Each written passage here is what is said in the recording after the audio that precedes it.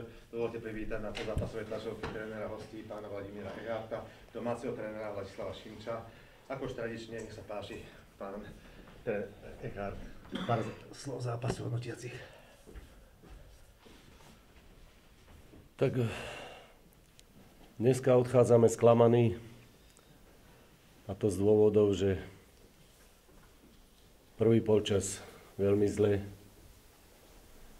Takto si nepredstavujem, že by malo mužstvo bojovať o záchranu.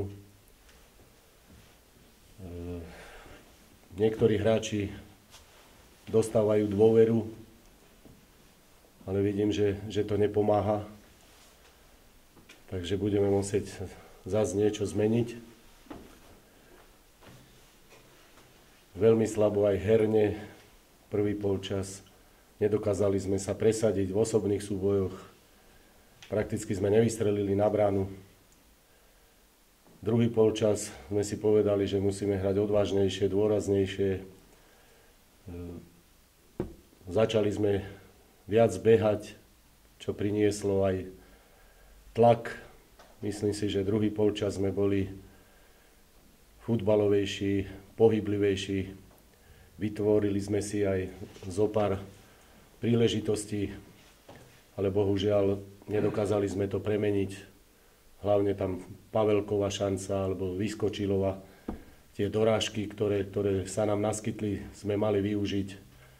Ale bohužiaľ nakoniec sme prehrali vlastným gólom.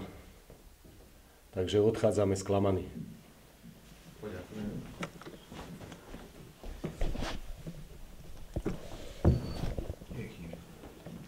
Za domácu enklavu gratulujem Vladislavu Šimčovi k víťazstvu, nech sa páči, pán tréner, poďme zhodnotiť stretnutie.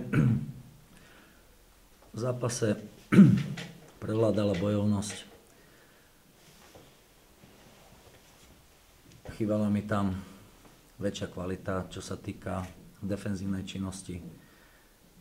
Aj napriek tomu, že sme gól neinkasovali, ale boli tam veľmi veľké chyby, čo sa týka prechodovej fázy, sme boli takisto veľmi na tom zle v útočnej fáze.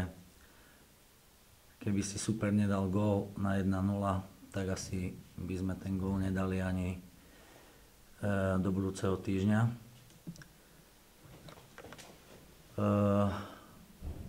Nakoniec zápas mohol vyznieť jednoznačne. Lupták dvakrát, prečíslenie, keď už super otvoril obranu. Myslím si, že aspoň jednu situáciu by mal vyriešiť gólovo. Bohužiaľ, chýbajú nám skúsenosti. Takýto zápas pri takomto vývoji máme vyhrať jednoznačne a nie stresovať sa do 90. minúty. Chlapcom gratulujem, odmakali, bojovali, ale chýbala mi tam kvalita. Poďakujem, sa páči otázky. V tom druhom polčase sme prakticky ani nevystrelili na bránu, ako keby sa báli chlapci. Kde vidíte možno tú príčinu? Asi sa báli. Boja sa asi superovej brány. Pán Egart, po všetkom rozhodol jeden smoliarský gól v Černotu, ako ste to videli? Sú to smoliarské veci, že? Tak bola to štandardná situácia, pri ktorej možno špatná orientácia toho hráča, alebo ja neviem, technicky špatne zvládnutá, lopta odkopnutá. Takže stávajú sa aj takéto veci, takže ťažko mu niečo vyčítať, že to takto trafil, jak to trafil. Poďakujem, sú ďalšie otázky. Nech sa páči. Keby ste mohli debut Filipa Deketa okomentovať. Myslím, že Filip patril dneska medzi najlepších hráčov. Jeden z najlepších hráčov. Nebali ste sa ho trošku dať do základnej zostavy, predsa len ešte nemá ligové skúsenosti? Tak ja som ho poznal dobre, chodil ku mne ešte keď som bol v juniorke, takže ja som nerozmýšľal nad tým, že by nejaké obavy boli z neho, lebo poznám jeho kvality.